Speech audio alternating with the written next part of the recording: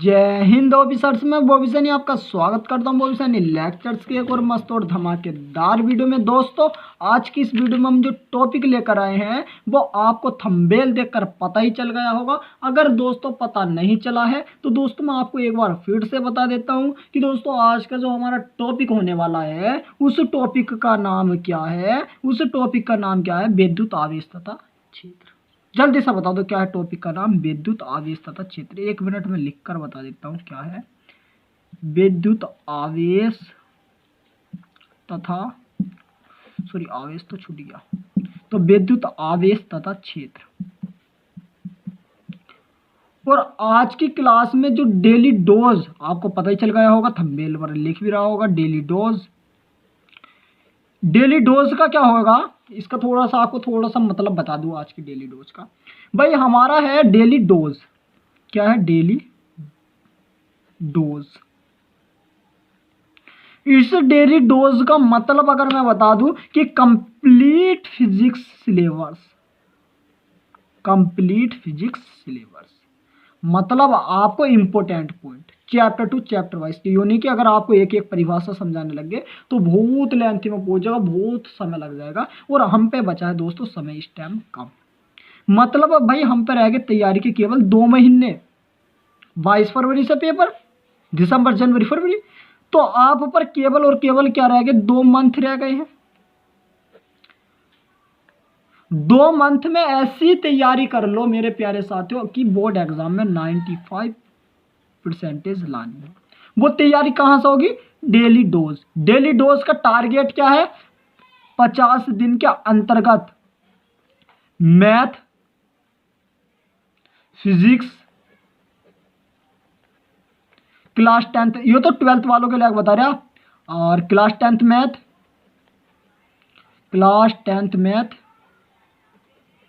अगर आपको भैया केमिस्ट्री की भी चाहिए डेली डोज के अंतर्गत तो आप कमेंट सेक्शन में बता दें। कमेंट सेक्शन आपके लिए खुला है। अगर आपको केमिस्ट्री की क्लास भी चाहिए डेली डोज के अंतर्गत, डेली डोज 50 दिन। आज की क्लास का लेक्चर नंबर डेली डोज का फर्स्ट है। 50 दिन, 50 क्लास और कुछ नहीं पढ़ा तो अब सब चीज होएगा खल्लास। डेरिवेशन इंपोर्टेंट जो आपके पेपर में पूछी जाने की अत्यधिक संभावना है, उन डेरिवेशन को सॉल्व कराया जाएगा। जो इंपोर्टेंट न्यूमेरिकल है, जो आपके प्रीवियस ईयर में पूछे गए न्यूमेरिकल है, उनको सॉल्व कराया जाएगा। साथ ही फिजिक्स के अंतर्गत बता रहा मैं अभी, फिजिक्स की इंपोर्टेंट डेरिवेशन, इंपोर्टेंट जो आपकी परिभाषा आती है, जो आपकी डेफिनेशन परिभाषा हर साल आती है लिखने को 2-4, वे इंपोर्टेंट डेरिवेशन, इंपोर्टेंट डेफिनेशन जो अनसोल्व्ड पेपर में है उनमें से उठाकर आपको chapter two chapter wise solve कराई जाएगी। आपको बताया जाएगा कि भाई यो कंटेंट ऐसा पढ़ो। और डेली डोज का मतलब है केवल 50 दिन। मेरे प्यारे साथियों मैं आपसे 51 दिन भी नहीं मांग रहा, केवल 50 दिन मांग रहा हूँ। और आप 50 दिन में ऐसी तैयारी कर लो। अगर आपने अभी तक कुछ नहीं पढ़ा, फिजिक्स के आपने नोट्स नहीं बनाए तो पढ़ो, नोट्स बनाओ। आपको मॉडल पेपर लाने की जरूरत नहीं पड़ने की मेरे प्यारे साथियों। अगर आपने हमसे पढ़कर ये नोट्स बना लिया, अगर आप इन नोट्स को अच्छी तरह प्रिपेयर करके बोर्ड एग्जाम में पहुंच गए तो आप अपना अच्छा स्कोर कर सकते हो, बहुत अच्छा स्कोर कर सकते हो, बहुत। और भाई देखो अगर बात रही मैथ की, तो देखो मैथ मांगता प्रैक्टिस, बट हम आपको यहाँ इंपोर्टेंट प्रश्नों की तो प्रैक्टिस कराएंगे, साथ में आपको मैथ के भी कंसेप्ट और सिखाएंगे। CONCEPT कंसेप्ट और कंसेप्ट सिखाने की भी पूरी कोशिश करेंगे। मैं इंग्लिश वीक है बट कोई बात नहीं, इसलिए मैं इंग्लिश की क्लास कभी नहीं लेता हूँ। तो ध्यान रखो, क्लास 12th और क्लास 10th वालों के मैथ के लिए हमने एक ऐसा जुगाड़ कर लिया है कि भाई आपको प्रैक्टिस तो अनसोल्ड पेपर के इंपोर्टेंट प्रश्न की करेंगे, साथ ही आपको चैप्टर टू चैप्टर वाइज कराएंगे और साथ में कंसेप्ट भी सिखा के चलेंगे। तो डेली डोज क्लास 10th वालों का चल चुका है, ध्यान रखा करो। टाइम टेबल आपको मैं बता देता हूँ कि भैया क्लास 12th है उसका फिजिक्स का डेली डोज है शाम 7 बजे, 7 PM। और जो आपका मैथ की होगी, मैथ का आपका लिए डेली डोज होगा भैया 8 PM। और भैया जो हाई स्कूल का मैथ है ये तो क्लास 12th वालों के लिए, और क्लास 10th वालों का जो मैथ का डेली डोज होगा वो हमेशा ध्यान रखो कितने पर होगा, कितने पर जल्दी बता दो, 4 PM पर। यू तो डेली डोज से जुड़ना ना भूलिए। जितने बच्चे हैं नए अब सब्सक्राइब तो अवश्य कर ले BSL का जल्दी से जल्दी, क्योंकि डेली डोज हो चुका है स्टार्ट। देखो 5 मिनट 5.5 मिनट हमने बहुत बात कर ली, अब आपको हम बता देते हैं। देखो डेली डोज का लेक्चर नंबर आज फर्स्ट होने वाला, तो फिजिक्स का पहला चैप्टर है, और पहले चैप्टर के अंतर्गत हमने और बहुत सारी चीज़ आपको ऑलरेडी सिखा रखी है, तो मैं आज आपको इतनी डीपली से नहीं सिखाऊंगा, और जितनी भी इंपॉर्टेंट चीज़ है मैं आज आपको केवल वही सिखाने की पूरी कोशिश करूँगा। और न्यूमेरिकल ऐसा रहेगा दोस्तों, जैसे ये चैप्टर नंबर आपका फर्स्ट हो तो अभी आपको ये न्यूमेरिकल नहीं करा जा सकता, क्योंकि अभी हमारा केवल और केवल फोकस रहेगा डेली डोज इसके अंतर्गत चैप्टर टू चैप्टर वाइज वो खत्म करने के लिए। किसे? चैप्टर टू चैप्टर वाइज को खत्म करने के लिए इंपॉर्टेंट डेरिवेशन के साथ इंपॉर्टेंट डेफिनेशन जो परिभाषा है और जो आपके सिद्ध करने को आते हैं, तो केवल अभी फोकस उस पर। जैसे ही भी हम इनको समाप्त करेंगे फिर आपके लिए हम लेकर आएंगे न्यूमेरिकल की क्लास, और एक आधे न्यूमेरिकल हम क्लास में भी लगाता करेंगे दोस्तों, ऐसा नहीं कि नहीं लगाने के, 1-2 लगाता करेंगे, बट जितने भी न्यूमेरिकल होंगे वे होंगे बाद में। अभी आपको देना है हमारा फोकस यहाँ आपको पढ़कर, और देखेंगे तो हम जो न्यूमेरिकल की क्लास है वो हाथों हाथ लेकर चलेंगे, तो जरा आपकी और प्रैक्टिस हो जाएगी, तो देखेंगे हाथों हाथ भी ले सकते हैं, बट अभी आपको यहाँ ध्यान देना कि दोस्तों जैसा हमारे चैप्टर का नाम है विद्युत आवेश तथा क्षेत्र, ऑलरेडी मैंने इसके 2-4 लेक्चर आपको आप अपने यूट्यूब चैनल बहुत सारे लेक्चर्स पर डाल रखे, जैसे विद्युत आवेश होया कि भाई विद्युत आवेश क्या होता है, और जैसा आवेश का क्वांटिमकरण होया, तो मैंने बहुत सारे लेक्चर जो है इस चैप्टर के आपको ऑलरेडी डाल रखे हैं। बताओ डाल रखे नहीं डाल रखे? बिल्कुल डाल रखे।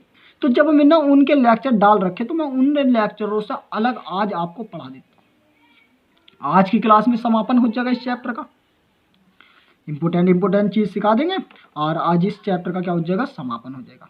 फिर नेक्स्ट क्लास है नेक्स्ट चैप्टर को स्टार्ट करेंगे, और डेली डोज हमेशा ध्यान रखना 50 दिन का रहेगा। इंपॉर्टेंट डेरिवेशन ये तो आपको पता चलेगा। अब यहाँ देखो दोस्तों क्या था कि भाई हम देखो स्टार्ट कहाँ से करें, तो मेरे प्यारे साथियों मैं देखो आपको आज ये टॉपिक कहाँ से स्टार्ट कराने वाला हूँ, और टॉपिक मेरे प्यारे साथियों हम स्टार्ट कराएंगे विद्युत क्षेत्र की तीव्रता से। पीछे का जो जैसे कूलॉम का नियम वगैरह कोई इंपॉर्टेंट नहीं है, क्योंकि पेपर में इतना पूछा नहीं जाता कूलॉम का नियम, इसलिए मेरे प्यारे साथियों हम स्टार्ट जो करेंगे वो आज चैप्टर स्टार्ट करेंगे विद्युत क्षेत्र की तीव्रता से। कहाँ से? विद्युत क्षेत्र की तीव्रता से।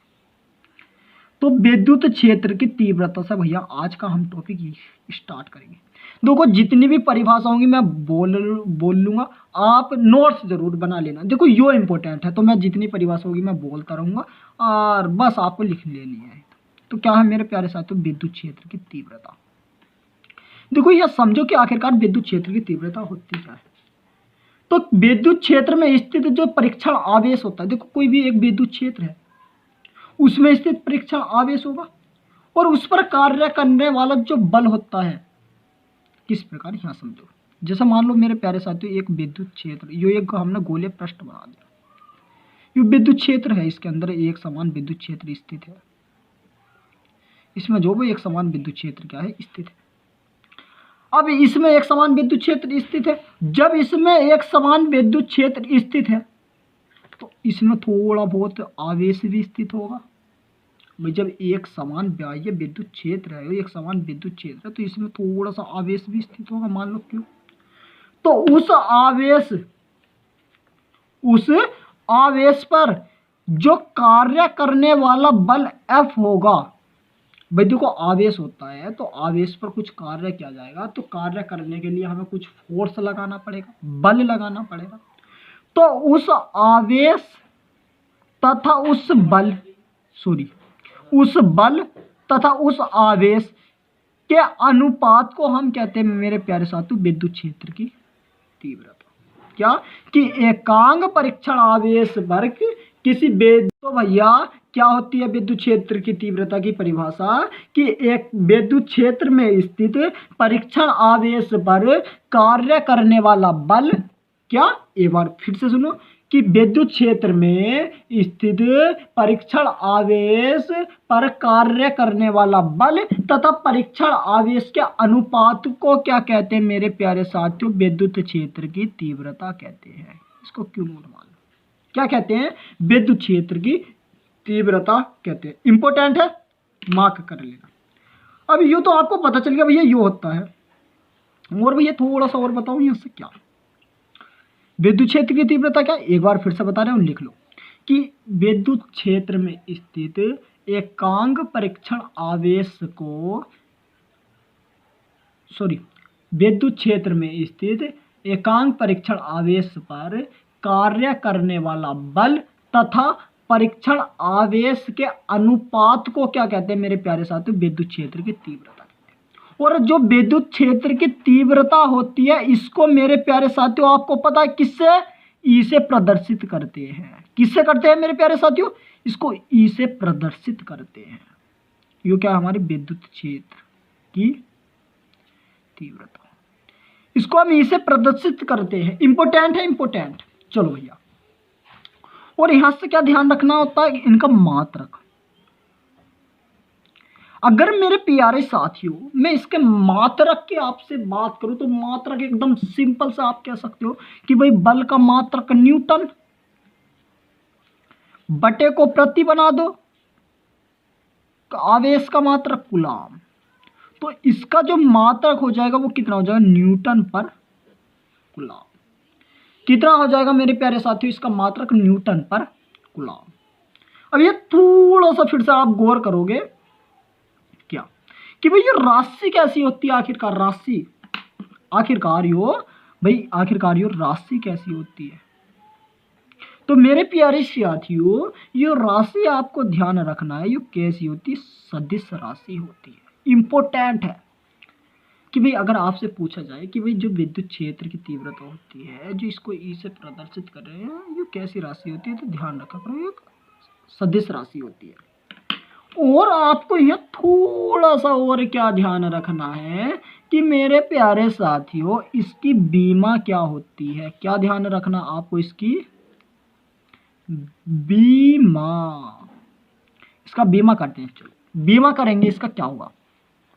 हमने अभी पढ़ा कि equal to F upon Q note होता है। एफ जहां फोर्स होता मतलब बल होता है और क्यू होता है आपका आवेश। और इसकी जो बल एफ होता है इसकी बीमा आपने पढ़ी होगी mL/t-2 जो इसकी बीमा होती है बटा जो आवेश होता है इसकी बीमा कितनी होती है? 8t। इन नीचे वाले को हम ऊपर लेके जाएंगे तो इक्वल टू कितना हो जाएगा? mL/t-2 और यो भैया ऊपर पहुंच जाएगा तो यो a-1 क्योंकि इसकी पावर बटा में +1 ऊपर जाके -1 और यो टी की पावर हुई कितनी होगी? -1। तो मेरे प्यारे साथियों आपका जो ई था उसका हमने बीमा कर दिया और उसका बीमा कितना है? एम तो यहाँ ऐसी पहला क्या लिख लो? एल लिख लो, एल भी ऐसी।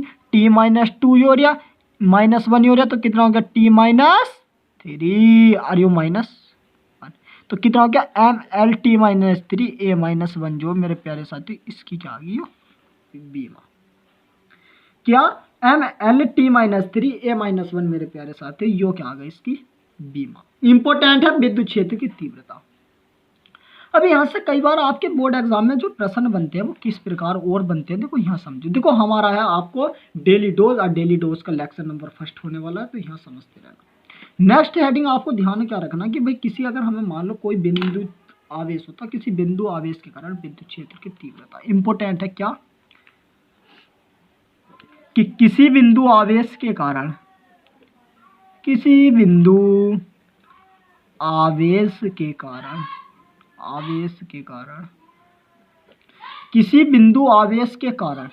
किसी बिंदु आवेश के कारण विद्युत क्षेत्र की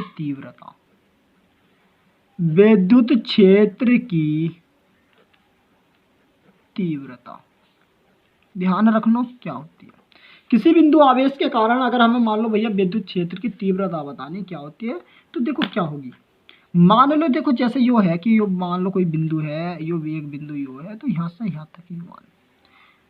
जब इसके बीच की दूरी मेरे प्यारे साथियों मान लो हमने मान ली आर, यो बिंदु ए है और यो हमने कितना मान लिया बिंदु बी है।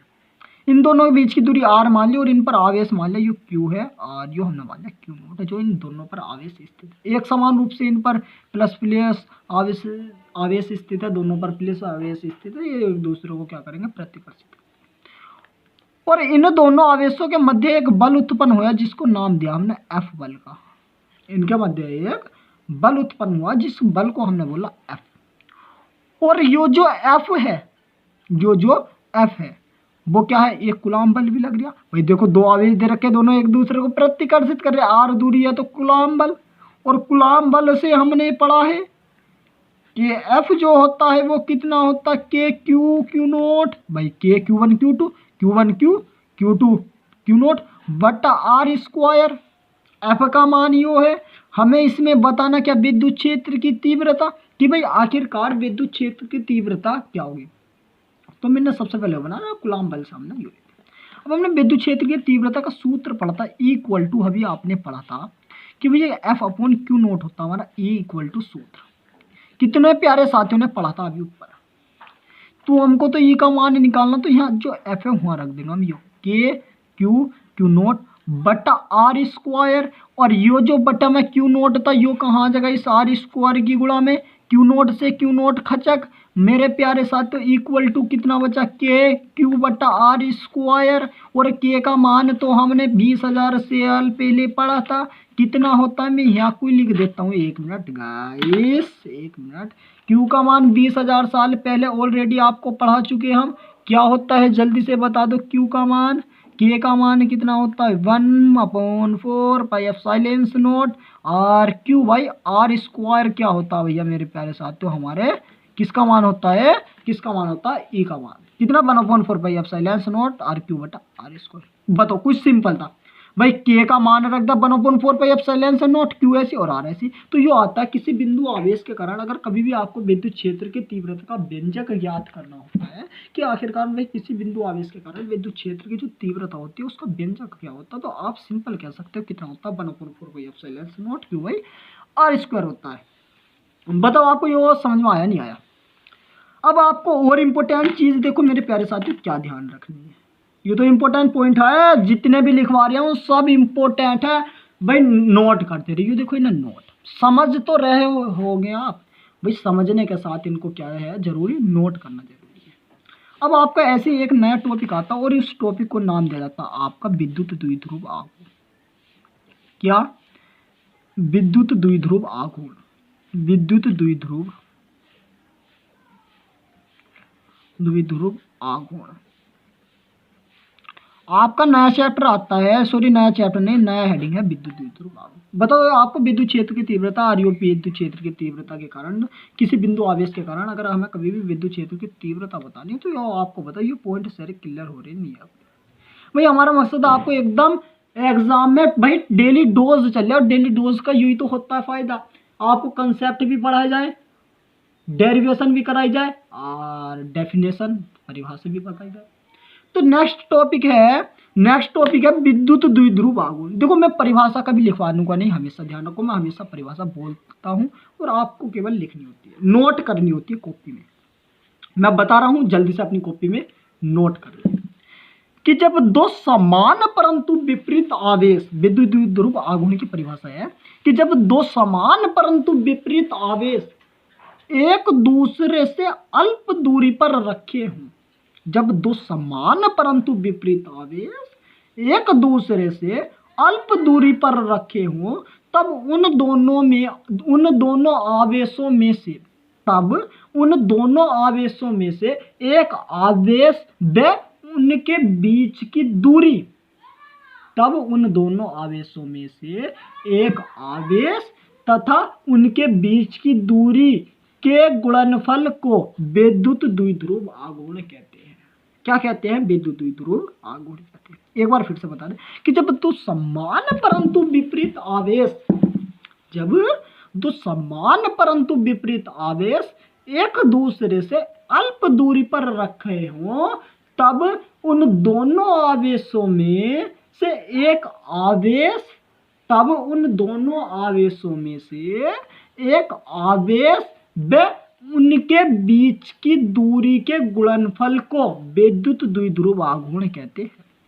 किस प्रकार, यहाँ और समझ लेना कि जैसे मान लो एक भाई यो है हमारी दूरी और यो हमारा प्लस का आवेश है, तो यो हमारा क्या होगा माइनस आवेश। मतलब क्या कि दो समान आवेश है परंतु एक दूसरे के क्या है, ठीक विपरीत है, क्योंकि ये प्लस और ये माइनस। कि जब दो समान परंतु विपरीत आवेश और दोनों से मान लो हमारे 2L दूरी पर रखे हों, तो इनमें से क्या होगा, एक आवेश मतलब मान लो प्लस, हमेशा प्लस, और इसके बीच की दूरी QL, इन दोनों के गुणनफल को विद्युत द्विध्रुव आघूर्ण मतलब किसका कहते हैं, P कहते हैं। P को ही दर्शाते हैं हम किससे, विद्युत द्विध्रुव आघूर्ण से। तो ध्यान रखना विद्युत द्विध्रुव आघूर्ण क्या होता है, P इक्वल टू Q गुणा 2L होता है। कि जब दो समान परंतु विपरीत आवेश एक दूसरे से अल्प दूरी पर रखे हों, तो उन दोनों के आवेशों में से एक आवेश तथा उन दोनों के बीच की दूरी के गुणनफल को विद्युत द्विध्रुव आघूर्ण कहते हैं। विद्युत द्विध्रुव आघूर्ण जो होता है उसको हम P से दर्शाते हैं, और P बराबर सूत्र होता है आपका Q इंटू 2L। और आपको और इसमें क्या ध्यान रखना है, इसका क्या मात्रक, यूनिट, UNIT, इंग्लिश वीक है, कहीं गलती हो जाए कोई बात नहीं। इसका मात्रक, आवेश का मात्रक कूलम, गुणा में है तो डैश, L का मात्रक मीटर, तो इसका मात्रक कितना हो गया, कूलम मीटर। बताओ मेरे प्यारे साथियों, आपको समझ आ चुका है या नहीं आ चुका है। अब बहुत से बच्चे क्या सोच रहे होंगे कि भैया ये तो चलो पक्का हो गया, पर यहाँ से 3-4 डेरिवेशन ऐसी हैं जो आपके पेपर में अक्सर बनती है। और अगर आपसे इसकी बीमा भी पूछ ले तो हम इसकी बीमा भी करा देते हैं। इसकी बीमा क्या, आवेश की बीमा AT और L की, वो मीटर की बीमा L, तो ATL करो, इसकी क्या हो गई भैया, बीमा हो गई। उम्मीद करता हूँ आपको ये बीमा उमा का जो केस है वो अच्छी तरह इनका समाप्त, अच्छी तरह से जो समझ में बीमा आ चुकी होगी। तो अब चलते हैं हम डेरिवेशन की ओर। ये जो परिभाषा थी जितनी इंपॉर्टेंट थी वो हो ही गई, और इसके बाद हम 4-5 डेरिवेशन कर लेते हैं जरा यहाँ। तो ओके दोस्तों, अब क्या करेंगे इसमें, डेरिवेशन। तो पहली डेरिवेशन का हेडिंग लिख लेना जितने प्यारे साथियों, और सब यहाँ गौर देना, क्योंकि जितनी भी आपको डेरिवेशन कराई जाएंगी सारी डेरिवेशन आपके लिए है इंपॉर्टेंट। मेरे प्यारे साथियों, जितनी भी आपको डेरिवेशन कराई जाएंगी वे सभी डेरिवेशन है आपके लिए इम्पोर्टेंट, क्योंकि आपके एग्जाम के लिए भी इम्पोर्टेंट है, आपके पेपर में अत्यधिक मात्रा में पूछी जा सकती है, इसलिए आपके लिए वे क्या है, इम्पोर्टेंट। सही है। अब यहाँ देखो जितने भी मेरे भाई हैं, अब यहाँ सब गौर यहाँ करना केवल बोर्ड पर। तो पहली डेरिवेशन क्या रही आपके बोर्ड पर कि अक्षीय स्थिति के कारण, अक्षीय स्थिति के कारण विद्युत क्षेत्र की तीव्रता, विद्युत क्षेत्र की इंपॉर्टेंट डेरिवेशन है। अक्षीय स्थिति इंपॉर्टेंट डाल लेना जरा। देखो लेक्चर लंबे होंगे बट कोई बात नहीं, देखो जितना भी लंबा बन सके हम तो उतना ही करेंगे, क्योंकि भाई इंपॉर्टेंट है। और इससे क्या जाता है, क्योंकि आपको डेली डोज 50 दिन में अंतर्गत आपको लंबे लंबे लेक्चर तो आपको देखने को मिलेंगे। 1 घंटे प्लस की भी हो सकती है, तो भैया हम देखो कह नहीं सकते, वैसे तो 1 घंटे की मिनिमम करेंगे। तो अक्षीय स्थिति के कारण विद्युत क्षेत्र की तीव्रता का व्यंजक, इसे देखो सोल्यूशन। देखो बहुत से टीचर क्या कहते हैं ना कि इसी टॉपिक को सिद्ध कराने में 15 से 20 मिनट ले लेते हैं, पर हम इतने मिनट नहीं लेने का, हम आपको देखो समझाएंगे भी, यूनिक नहीं समझाएंगे। तो हमारा टॉपिक क्या, अक्षीय स्थिति के कारण विद्युत क्षेत्र की तीव्रता का व्यंजक, क्योंकि इंपॉर्टेंट डेरिवेशन और भैया पेपर में अत्यधिक मात्रा में पूछी जा सकती है, इसलिए आपको हल तो कराना मांगता है। किस प्रकार, देखो अब यहाँ थोड़ा सा गौर करो। तो मान लो क्या है कि जैसे एक जो तार है 2L लंबाई का, 2L लंबाई का तार है और इसका मध्य बिंदु O है।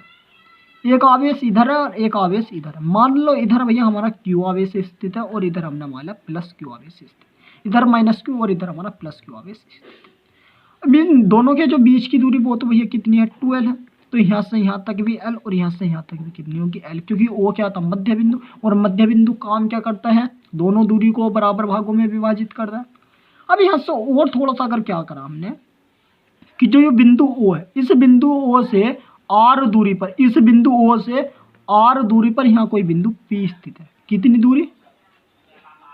R दूरी पर बिंदु क्या है? P स्थित है।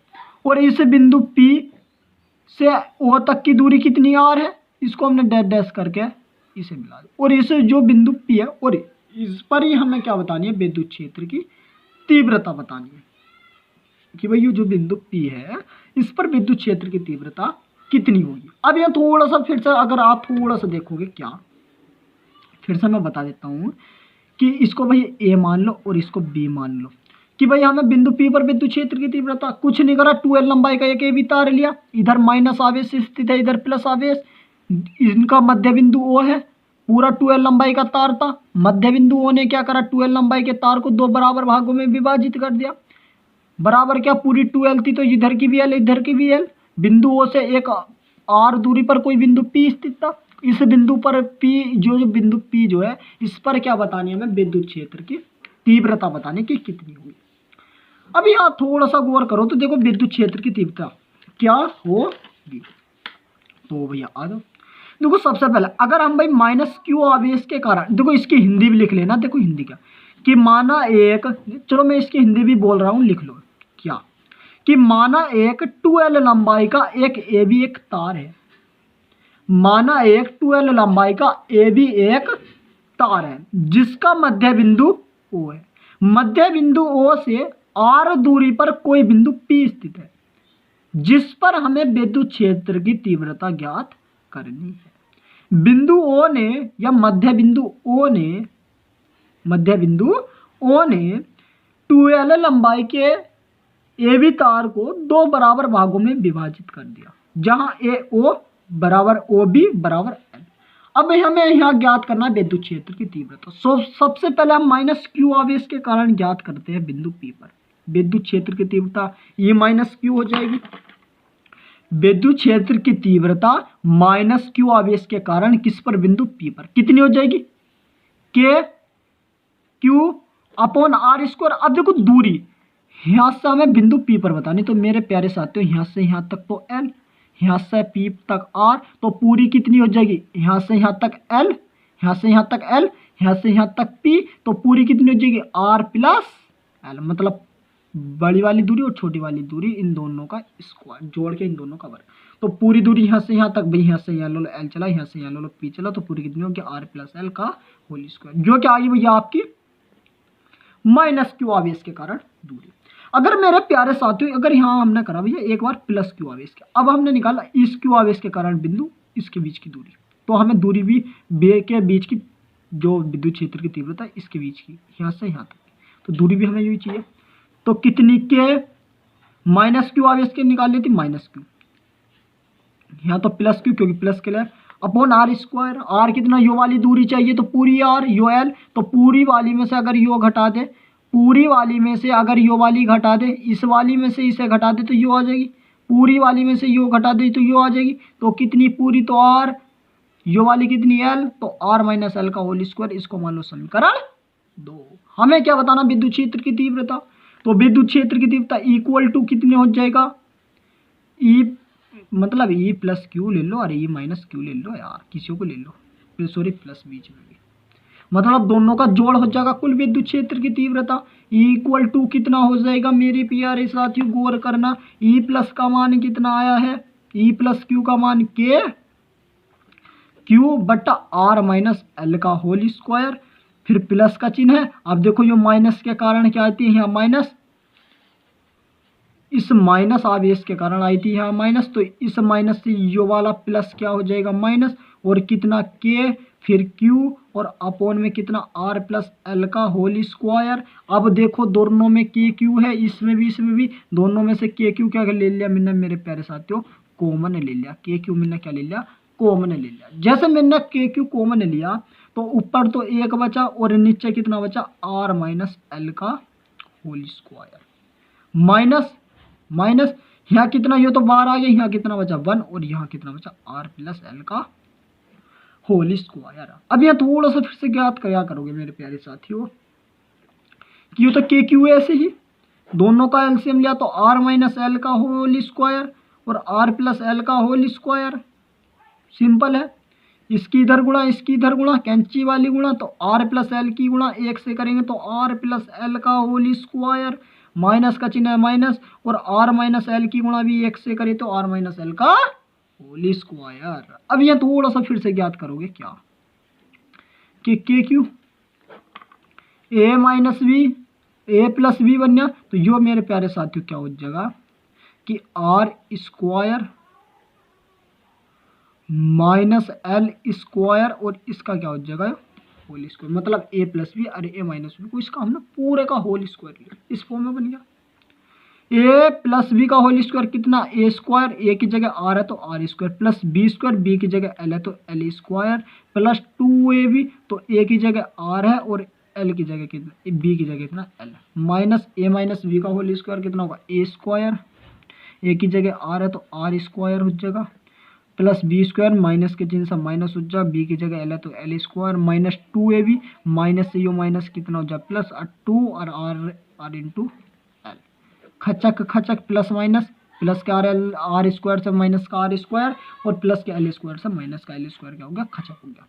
अब यहाँ देखो क्या बचा, इक्वल टू के क्यू, और बटा में क्या बचा मेरे प्यारे साथियों 2RL प्लस का 2RL कितना हो गया प्लस का 4RL, और बटे में भैया यहाँ तुम क्या देखोगे कि ये जो एल आर स्क्वायर है ना, आर स्क्वायर यू तो बहुत बड़ा होता, बहुत ही बड़ा होता, बहुत ही बड़ा होता है एल स्क्वायर के तुलना में। क्या एल स्क्वायर के तुलना में जो आर स्क्वायर है वो बहुत बड़ा होता है एल स्क्वायर की तुलना में। जब ये बहुत बड़ा होता है तो हम क्या कह सकते हैं कि इसका मान जो होगा वो लगभग कितना हो जाता है 0। जैसे इसका मान 0 होगा तो नीचे कितना बचेगा केवल आर स्क्वायर, और इसकी पावर 2 तो आर स्क्वायर, और इसकी पावर कितनी हो जाएगी 2। तो के क्यू इक्वल टू ये चार और यो क्या है मेरे प्यारे साथियों आर और साथ में एल, और बटा आर की पावर 2 की 2 से गुणा होगी तो आर की पावर कितनी होगी 4। आर की पावर 4 से एक पावर कट गई तो आर की पावर बटा में कितनी बची 3। और देखो योग किए हमने ऐसी, इस 4 को हमने गुणा में इसका 2 बाहर ले लिया, 4 के हमने गुणा कर दी तो 2 गुणा 2 कर देंगे तो ये 2 बाहर आ गया, ये क्यू अंदर पहुंच गया तो ये क्यू इंटू इसका 4 का 1 2 बाहर आ गया, 1 2 यहाँ बचा और किसके साथ लग गया एल के साथ, बटा इस एक आर से आर की पावर कटी तो यहाँ पावर 4 थी तो यहाँ पावर कितनी बची 3 बची, यहाँ पावर कितनी बची 3 बची।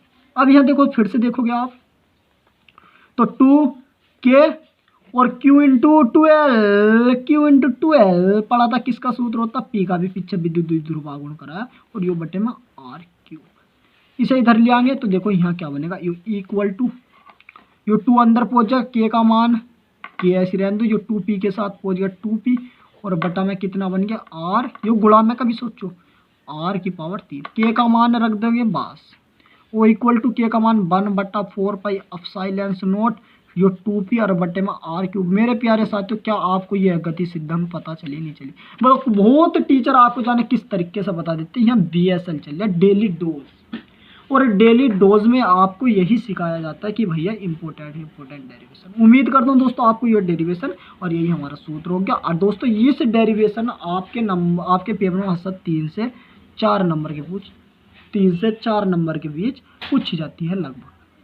तो उम्मीद करता हूँ दोस्तों आपको ये डेरिवेशन समझ आ चुकी है और अपने से सोल्व करने की एक बार जरूर प्रयास करना। और देखो दोस्तों कुछ नहीं करा, एकदम माध्यम तरीके से हल कराने की पूरी कोशिश करी, कुछ नहीं करना, कुछ हमने कोई इसमें ट्रिकी अप्रोच कहीं नहीं लगाई, केवल यहाँ कि हमने आपसे बताया कि बहुत बड़ा होता तो इसका मान इसलिए 0 करते, कुछ नहीं करा। उम्मीद करता हूँ दोस्तों आप इस वाले डेरिवेशन को अच्छी तरीके से समझ चुके होंगे, आप इस डेरिवेशन को अच्छी तरीके से समझ चुके होंगे। अब देखो इसमें एक फिर से और आती है डेरिवेशन, आपकी इसमें एक डेरिवेशन और आती है, मैं आपको बताऊंगा उस डेरिवेशन के बारे में क्या आती है वो डेरिवेशन। आपके पेपर में एक डेरिवेशन आती है, ये तो अक्षय स्थिति के कारण विद्युत क्षेत्र की तीव्रता का व्यंजक था, बट अब क्या आवेगी अक्षय की जगह निरक्षीय, क्या है निरक्षीय। बट यो आपके एग्जामो पॉइंट के लिए कोई इंपॉर्टेंट नहीं है।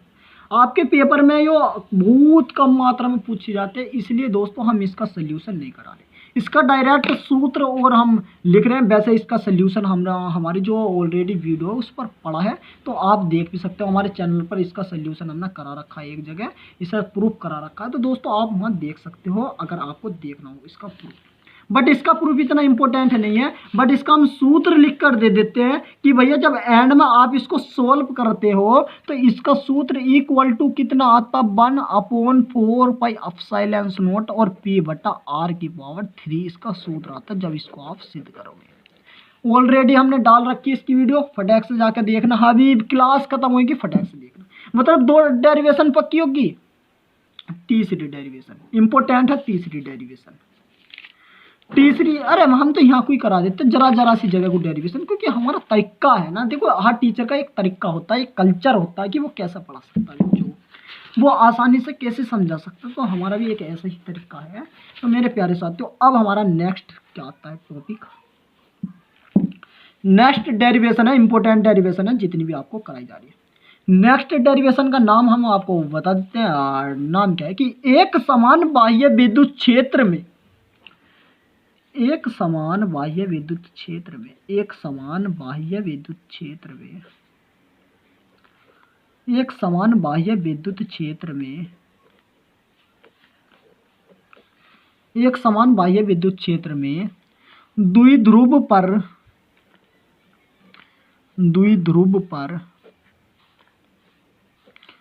लगने वाला, द्विध्रुव पर लगने वाला बल आघूर्ण। इंपोर्टेंट डेरिवेशन है, इस बार पेपर में आई थी, सॉरी इससे पिछली बार और इस बार आने की अत्यधिक संभावना, अत्यधिक चांस है। बहुत सरल डेरिवेशन है, बहुत सरल। टीचर इसको ही 20 मिनट में कराते हैं या 5 मिनट में।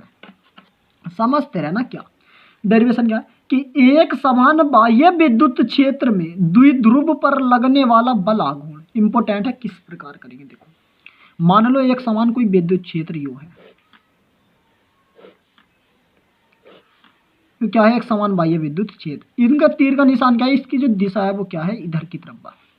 मान लो एक तार रखा है इसमें यूरिया, कितनी लंबाई का, 2L लंबाई का एक ये भी तार रखा है। अब जब इस पर एक तार रखा है और भैया इस पर 2 आवेश भी स्थित होंगे। मान लो इधर हमने +Q आवेश स्थित है और इधर हमने माना -Q आवेश। +Q आवेश है भैया, यो इधर को चलेगा, और यो -Q आवेश है, यो हमारा इधर को चल गया। इधर को हमने भैया थोड़ा सा इसका पथ बना दिया और पथ से भैया हमने यहाँ डाल दिया केवल लंब जैसे डाला, तो भैया यहाँ कोण बन गया 90 डिग्री का। जैसे ये लंब डालना होगा तो यहाँ कुछ कोण भी बना होगा थीटा। चलो भैया मान लो कितना कोण बन गया यहाँ थीटा। सिंपल है क्या मेरे प्यारे साथियों। अब यहाँ थोड़ा सा फिर ज्ञात करोगे तो यहाँ मान लो, इसमें नाम दे दो यार, इसको A मान लो और इसको B मान लो और इसको कितना मान लिया हमने, P। एक समान बाह्य विद्युत क्षेत्र था, 2L लंबाई का एक भी तार था, और भैया पथ बना दे इधर, यहाँ से क्या डाल दे लंब डाल, इधर कोण 90 डिग्री का। सिंपल है। अब यहाँ थोड़ा सा फिर से ज्ञात भाई, इसमें हमें बताना कि बल आघूर्ण कितना होगा। देखो ये पहला आपको थोड़ी सी हिंदी जरूर लिखनी होती, कभी आप डायरेक्ट कर दो, बट डायरेक्ट कर दो पर थोड़ी सी हिंदी क्या लिख लिया करें अपने आप से। क्या कि भाई माना एक समान बाह्य विद्युत क्षेत्र है। देखो मैं इसका कोडिंग बता रहा है कि भाई माना एक समान बाह्य विद्युत क्षेत्र है जिसके अंतर्गत एक 2L लंबाई का विद्युत द्विध्रुव आघूर्ण रखा है, या विद्युत द्विध्रुव आघूर्ण का एक तार रखा है जिसकी लंबाई कितनी 2L है। इस पर एक तरफ प्लस यानी कि धनात्मक आवेश और एक तरफ इस पर ऋणात्मक आवेश एक समान रूप से स्थित है। सही है। और भैया इससे जो इस पर जो बिंदु ए है, इस बिंदु ए से एक लंब डाला जाता है बिंदु पी पर, जहाँ हमारा कोण 90 डिग्री का बनता है। इतनी सी जरा सी लाइन लिख देना, जरा अति आवश्यक होती है लाइन लिखनी। सही है। अब यहाँ देखो इसको प्रूफ। अब देखो बल आघूर्ण जैसे इसका बताना है, तो भैया हमने बल आघूर्ण का एक फॉर्मूला पढ़ा था। जैसे इसका बल आघूर्ण आपको बताना है लाइट भाग की, तो भैया बल आघूर्ण का एक फॉर्मूला पढ़ा था। तो बल आघूर्ण का क्या होता है, बल आघूर्ण, तो भैया बल आघूर्ण का एक फॉर्मूला पढ़ा था, टाउ इक्वल टू कितना होता, बल कितना होता मेरे प्यारे साथ, तो बल इंटू क्रिया रेखा के बीच की दूरी, क्रिया रेखा के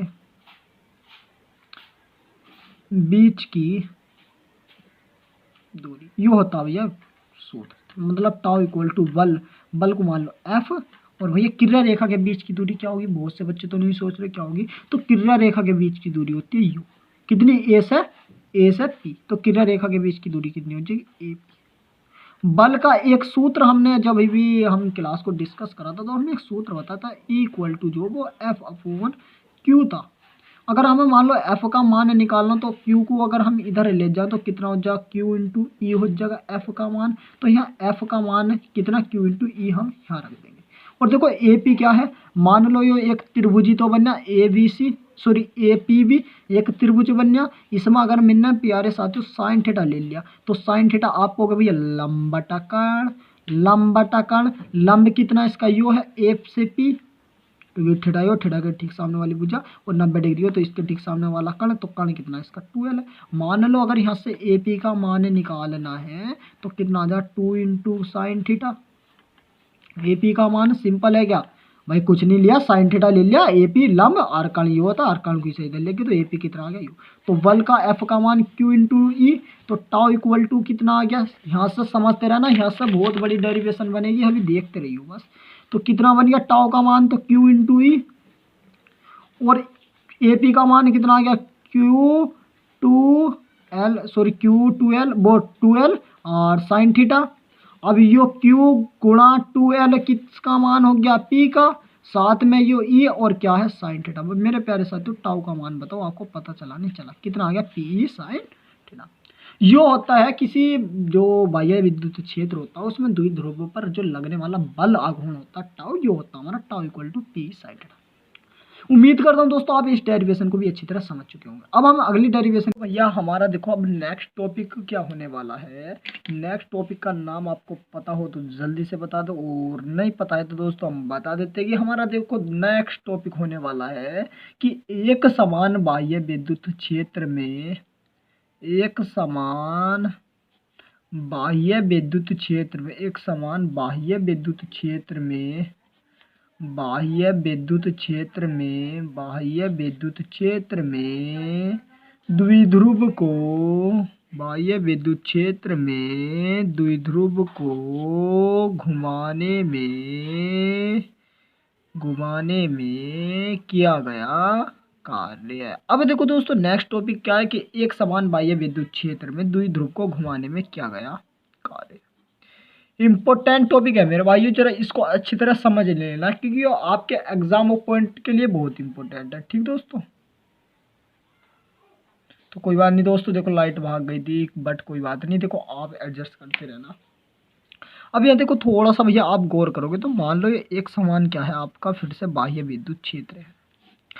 अब जैसे देखो जो मैंने बना दिया आपके लिए एक बाह्य विद्युत क्षेत्र है। इस बाह्य विद्युत क्षेत्र में अगर आप थोड़ा सा गौर करोगे, अगर इस बाह्य विद्युत क्षेत्र में आप थोड़ा सा गौर करोगे तो आपको क्या दिखेगा, क्या दिखेगा कि भैया एक यो 2l लंबाई का एक ए बी तार है, 2l लंबाई का एक ए बी मेरे भाइयों क्या है एक तार है जिसकी लंबाई 2l है। अब इस तार को घुमाया जा रहा है, एक द्विध्रुव आघूर्ण का ही तो तार है और द्विध्रुव का तार है, तो इसको जैसे मेरे भाइयों ऐसे देखो घुमाया जा रहा है, तो इसको नू नू नू नू नू करके घुमाया। अब जैसे ही इसको घुमाया जाएगा एक रेखा मान लो मैं यहाँ और खींच देता हूँ मेरे प्यारे साथियों, एक रेखा मैंने मान लो यहाँ और खींच दी। किस प्रकार मेरे प्यारे साथियों, बस यहाँ गौर करना, एक क्यों नहीं रेखा नहीं है मतलब एक क्या है वो आप समझ ही चुके होंगे। तो जैसे देखो मैंने इसको ऐसे घुमाया तो घुमाने में क्या है ना हमारा कुछ कोण बना, कहाँ देखो एक कोण हमारा यहाँ बना होगा भाई, घुमाया जा रहा है जैसे, तो एक कोण तो वैसे हमारा देखो यही बनना चाहिए, यहाँ समझो यहाँ, चलो इसे छोड़ो, यहाँ जैसे नू घुमाया जा रहा है इसको, ये नू घुमाया जा रहा है तो यहाँ इसका एक कोण बना, एक कोण मेरा भाइयों यहाँ बना। मान लो यहाँ कोण अगर हमारा θ1 और इधर कोण हमारा θ2 बन गया है, सही है। मान लो जैसे इसे घुमाया गया तो मेरा भाई जैसे घुमाया जा रहा है तो एक कोण यहाँ θ1 बना, एक कोण इधर θ2 बना, पूरे की लंबाई 2l थी, इधर मान लो धनात्मक आवेश और इधर मान लो ऋणात्मक आवेश एक समान रूप से क्या था इस पर स्थित था। बताओ आपको इतना चीज समझ में आ रही नहीं आ रही, मुझे बताते रहना मेरे प्यारे साथी। देखो अगर आप जितने भी बच्चे इस वीडियो को देख रहे हैं तो उतने जितने भी हैं वे कृपया करके ये बता दो कि हाँ भैया हमारी समझ में आ रही है, जल्दी से बता दो। जितने भी बच्चे इस टाइम वीडियो को देख रहे हैं वे सभी बच्चे बता सकते हैं लाइट आ चुकी थी, और बट कोई बात नहीं। अब बताओ आपको क्या इतनी बात समझ आ रही है, नहीं आ रही, कि भाई 12 लंबाई का तार होता है, जैसे इसको घुमाया गया तो इधर एक θ1 और इधर हमारा θ2 लंबाई का जो वो तार बन गया। अब देखो इस पर हमें क्या गया कार्य बताना है, तो इसकी हिंदी वगैरह तो आप लिख लेना, कुछ भी लिख लेना, कुछ भी मतलब 2 लाइन कि एक समान बाह्य विद्युत क्षेत्र जिसके अंदर एक 12 लंबाई का एक AB या 12 लंबाई का एक द्विध्रुव आघूर्ण रखा है, और जिसको घुमाने में क्या गया कार्य हमें बताना है, और इस पर जो कोण वो θ1 θ2 क्रम से एक समान रूप से स्थित। अब देखो आपने एक फॉर्मूला पढ़ा था क्लास 11th में जब आप अध्ययन कर रहे थे, तो वो कार्य बराबर एक सूत्र पढ़ा था आपने, कार्य W बराबर कि भैया क्या होता, बल गुणा विस्थापन होता। बताओ कितने बच्चे थे जिन्होंने ये फॉर्मूला पढ़ा था, कार्य बराबर बल गुणा विस्थापन। अब जब आपने ये फॉर्मूला पढ़ ही लिया कि भाई कार्य बराबर जो वो बल गुणा विस्थापन होता है, परंतु अगर आप इस चित्र में देखो, परंतु आप अगर इस चित्र में थोड़ा सा गौर करो, तो भैया इस चित्र में जो विद्युत क्षेत्र E है, इस चित्र में जो विद्युत क्षेत्र E है, इसमें एक द्विध्रुव आघूर्ण रखा है और इसको घुमाया जा रहा है, तो कुछ बल लगा होगा। जल्दी से बता दो, विद्युत क्षेत्र E में एक द्विध्रुव आघूर्ण रखा है, इसको घुमाया जा रहा है तो कुछ बल लगा होगा। उस बल को क्या मान लिया, मान लो हमने टाउ, और भैया इसमें कुछ विस्थापन भी करा जा रहा होगा। देखो विस्थापन भी होया होगा, और विस्थापन किसके सापेक्ष होया होगा, देखो जब घुमाया तो कोण बने थे θ, तो भैया विस्थापन किसके सापेक्ष होया होगा मेरे भाइयों, dθ। मुझे बता दो क्या इतना आपको समझ आ चुका है। और यहाँ पर भैया W तो हमारा क्या है, कार्य है।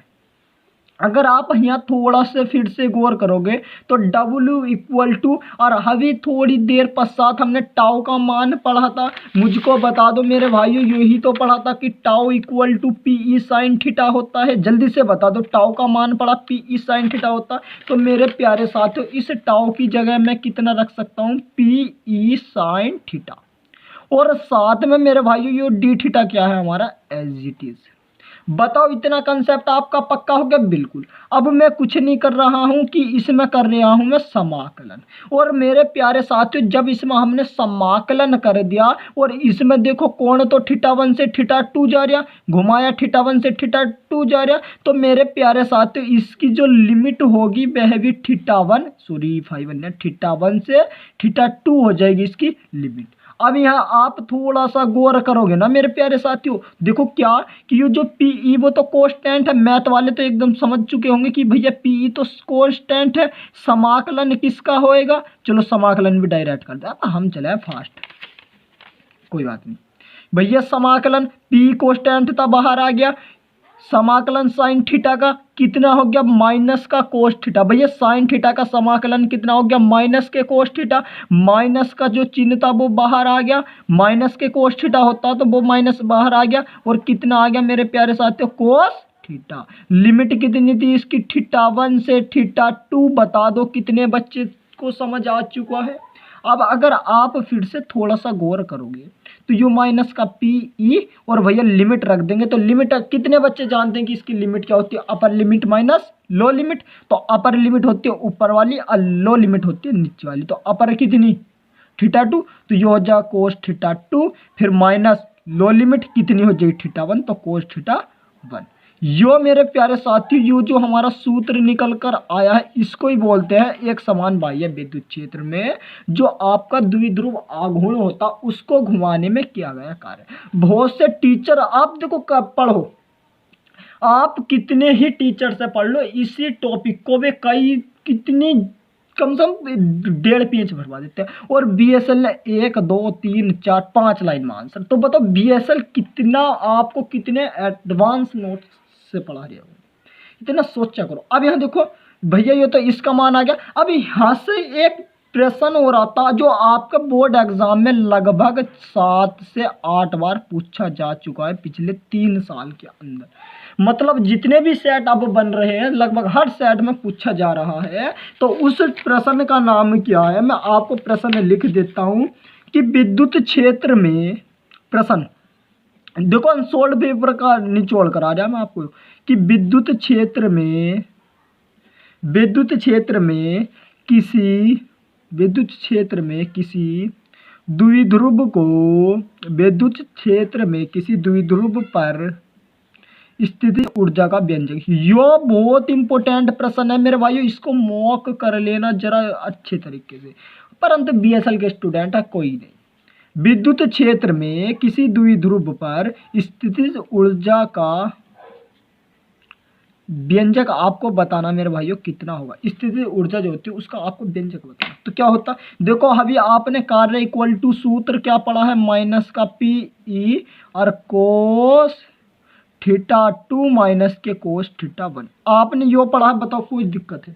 अब इसमें आपको क्या करना होता मेरे प्यारे साथियों, थोड़ा सा गौर करो कि भैया स्थिति ऊर्जा को तो आपको पता है यू से दर्शाते हैं, इक्वल टू इतना ही प्रोसेस लगाना है आपको। अगर आपके मान लो पेपर में आ गया कि भाई स्थिति ऊर्जा का व्यंजक ज्ञात कीजिए, तो आपको देखो सबसे पहले बात क्या होती है, अगर आपको पता है जो कार्य इक्वल टू सूत्र तो आप डायरेक्ट कर सकते हो। अगर आपको इस कार्य का सूत्र नहीं पता तो आप पहले बाह्य, अगर आपको टाउ वाला तो याद होगा तो आप यू निकाल लेना, फिर उसके बाद स्थिति ऊर्जा का व्यंजक तो मैं डायरेक्ट निकलवाऊंगा। तो देखो इसमें क्या होता है कि भैया इसमें जो आपका थीटा 2 होता है यो तो एक समान रूप से थीटा में परिवर्तित हो जाता है, और आपका जो थीटा 1 होता है यो आपका π/2 या भैया हम क्या कह सकते हैं 90 डिग्री में परिवर्तित हो जाता है। तो u इक्वल टू देखो माइनस का पी ई और कोस थीटा, देखो कोस थीटा 2 की जगह कितना थीटा, तो यो कोस थीटा माइनस कोस और थीटा 1 की जगह कितना हो जाएगा π/2। अगर आप यहाँ गौर करोगे तो u इक्वल टू माइनस का पी ई और कोस थीटा हमारा एज, और भैया कोस π/2 मतलब कोस 90 का मान 0, तो यू माइनस 0, 0 को इसमें घटाएंगे तो यू मिलेगा, तो कितना u इक्वल टू माइनस का पी ई कोस थीटा। मुझे बता दो मेरे प्यारे साथियों, क्या इस पर आपके बोर्ड एग्जाम में हर साल मेरे प्यारे साथियों न्यूमेरिकल आता है, हर साल न्यूमेरिकल आता है एक इस सूत्र पर।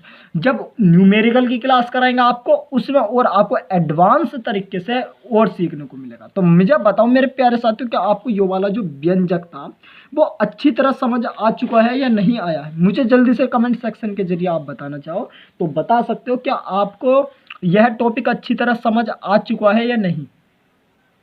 उम्मीद करता हूं दोस्तों आपको यह टॉपिक अच्छी तरह समझ आ चुका होगा। और दोस्तों देखो इसमें और इम्पोर्टेंट टॉपिक है, और जो हमारे 2 टॉपिक और हैं जो इसमें आपके लिए इम्पोर्टेंट है। सबसे पहला इम्पोर्टेंट टॉपिक आता है आपका विद्युत फ्लक्स, जो कि आपसे लगभग हर साल पूछा जाता है। विद्युत फ्लक्स कभी इसका मात्रक मतलब पूछा तो जाती, तो क्या है विद्युत फ्लक्स। देखो डेली डोज आप बताना लेक्चर नंबर फर्स्ट आपको कैसा लगा डेली डोज का, कमेंट सेक्शन के अंतर्गत बता देना कि भैया जो आपका डेली डोज था हमें बिल्कुल बहुत पसंद आया डेली डोज से पढ़ना, और बताते रहना बस। अब अगर आप फिर से गौर करोगे तो आपका टॉपिक क्या है विद्युत फ्लक्स। अब बहुत से बच्चे यही सोच रहे होंगे कि भाई आखिरकार क्या होता है विद्युत फ्लक्स, आखिरकार किसे कहते हैं विद्युत फ्लक्स। तो मैं आपको बता देता हूँ क्या होता है। देखो विद्युत फ्लक्स आपने पढ़ा होगा, देखो जैसे विद्युत क्षेत्र रेखाएं होती है।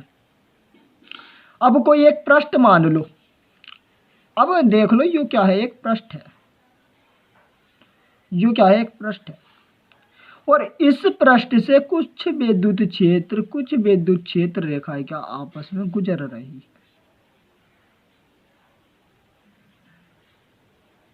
कोई एक पृष्ठ है और इस पृष्ठ से कुछ विद्युत क्षेत्र रेखाएं जो भी आपस में क्या हो रही है, गुजर रही है। तो भैया गुजर रही है तो कोई बात नहीं, चलो एक सेकंड बस। हाँ तो अब यहाँ देखो भाई क्या होता है आखिरकार, कि इस टॉपिक को हम जो पढ़ रहे हैं कि आखिरकार ये टॉपिक क्या होता है। तो अगर आप यहाँ समझोगे तो भैया विद्युत फ्लक्स क्या होता है कि किसी बंद पृष्ठ से गुजरने वाली विद्युत बल रेखाओं की संख्या विद्युत फ्लक्स कहलाती है।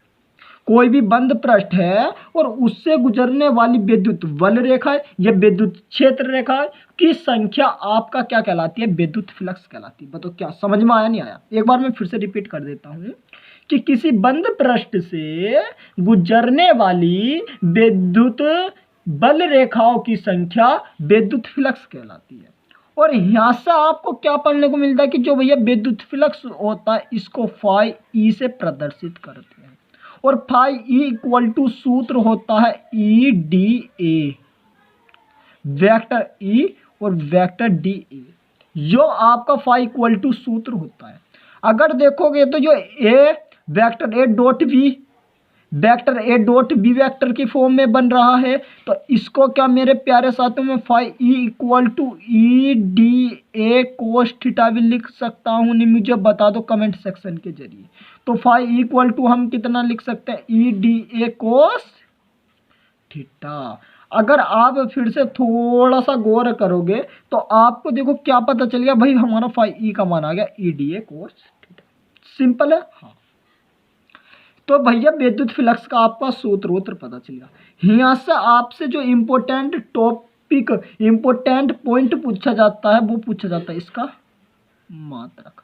भैया इसका मात्रक देखो, अगर आप ज्ञात कर दो किस प्रकार, देखो विद्युत क्षेत्र ई का जो मात्रक होता है वो कितना पढ़ा था आपने? न्यूटन पर कूलम, एफ अपॉन क्यू पढ़ा था क्या? Equal to F upon Q. तो एफ तो न्यूटन और कूलम, और भैया क्षेत्रफल का होता है मीटर स्क्वायर, तो इसका मात्रक क्या हो जाएगा? न्यूटन साथ में मीटर पर कूलम। भैया यो इसका मात्रक हो जाएगा। या इसका अगर आप अन्य मात्रक निकालना चाहो किस प्रकार, ई का मात्रक तो वोल्ट पर मीटर होता है, आपको लिखवाया भी होगा और नहीं लिखवाया तो मैं यहाँ लिखवा देता हूँ।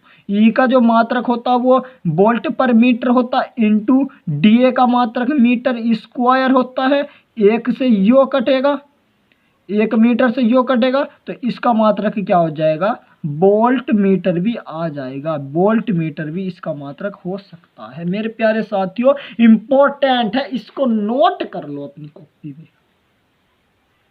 जल्दी से, जितने भी बच्चे हैं, और इसको नोट जरूर करते रहना।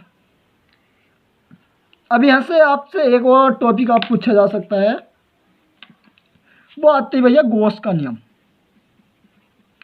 क्या? गॉस का नियम। तो गॉस का नियम जितने बच्चे भी जानते हैं, और ऑलरेडी मैंने इसका जो आपको पॉइंट वगैरह करा रखा ऑलरेडी।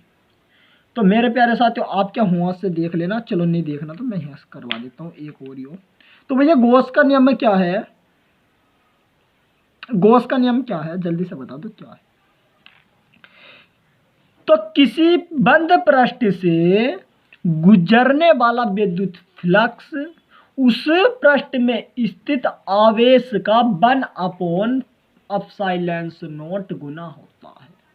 यो था भैया गॉस का नियम। एक वैज्ञानिक होया करते थे गॉस, उन्होंने बताया कि किसी बंद पृष्ठ से गुजरने वाला विद्युत फ्लक्स देखो यहाँ कि किसी बंद पृष्ठ से गुजरने वाला विद्युत फ्लक्स फाई ई उस पृष्ठ में स्थित आवेश का की जगह गुणा ε0 गुना होता है। यो बताया था भैया किसने? गॉस नाम के वैज्ञानिक ने, कि किसी बंद पृष्ठ से गुजरने वाला विद्युत फ्लक्स उस पृष्ठ में स्थित आवेश का 1/ε0 गुना होता है। अगर आप यहाँ से देखो गौर करोगे तो फाई इक्वल टू क्यू की गुणा 1 से करेंगे, क्यू बटा ε0 है तो बटा में ε0। उम्मीद करता हूँ दोस्तों आप इस सूत्र को भी अच्छी तरह समझ चुके हो। इंपॉर्टेंट है, ये लगभग आपके पेपर में हर साल पूछी जाती है। मैं आपको बता देता हूँ कि भैया हर साल ये टॉपिक आपके एग्जाम पॉइंट में पूछा जाता है। तो दोस्तों देखो जितना भी आपका चैप्टर नंबर 1 का इंपॉर्टेंट पॉइंट था जो आपके एग्जाम में आने का अत्यधिक चांस थे, इसमें आपकी 2 डेरिवेशन और बची हैं। 2 डेरिवेशन वे हमने ऑलरेडी डाल रखे, मैं उनके नाम बता देता हूँ, आप हमारे चैनल पर देख सकते हो। अगर भैया नहीं मिली तो आप कमेंट आपके लिए खुला, आप उसमें बता देना कि भैया नहीं मिली, मैं आपको नेक्स्ट वीडियो के जरिए करा देता हूँ। तो भैया इसमें क्या है कि एक होता है आपका आवेशित किसी सीधे लंबे व आवेशित चालक तार के कारण विद्युत क्षेत्र की तीव्रता, चालक तार के कारण विद्युत क्षेत्र की तीव्रता एक तो यो होता है, और नंबर टू डेरिवेशन यो नंबर फर्स्ट, यो नंबर टू डेरिवेशन क्या आती है कि किसी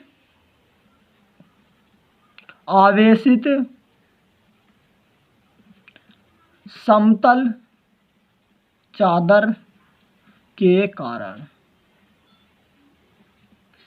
विद्युत क्षेत्र की तीव्रता। तो भैया ये जो दो इंपॉर्टेंट डेरिवेशन आपको दिख रही है, ये आपके एग्जाम के लिए मोस्ट और इम्पोर्टेंट है, मोस्ट और इम्पोर्टेंट। तो ये मैंने आपको ऑलरेडी करा रखी है, लेक्चर वाइज लेक्चर में करा रखी है, और आप वहां से देख लिए जरूर। भाई लिख लो अपनी कॉपी में, लिख पेपर से जब 2-3 दिन पहले आपके हम अनसोल्ड पेपर का निचोड़ मॉडल पेपर आपके जब सोल्व कराए जाएंगे ना बोर्ड पर, तो आपको उसमें और इनका सल्यूशन मिल जाएगा। तो दोस्तों अभी से इनकी अच्छी तरह तैयारी करना। तो उम्मीद करता हूं दोस्तों डेली डोज का पहला लेक्चर आपको पसंद आया होगा। क्या? Daily dose.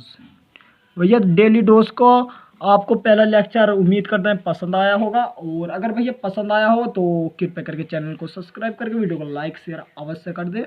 ठीक दोस्तों, तो दोस्तों मिलते हैं ऐसी धमाकेदार वीडियो के साथ। नए चैप्टर की शुरुआत करेंगे, चैप्टर नंबर 2 विद्युत विभव का टॉपिक लेकर आएंगे, और उसको भी पूरा निचोड़ करेंगे डेली डोज। ठीक दोस्तों, तो बस आज की वीडियो में इतना ही। उम्मीद आपसे इजाज़त लेना चाहेंगे, और बता देना कमेंट सेक्शन के जरिए कि आपको कैसा फील हुआ आज की क्लास से। ठीक।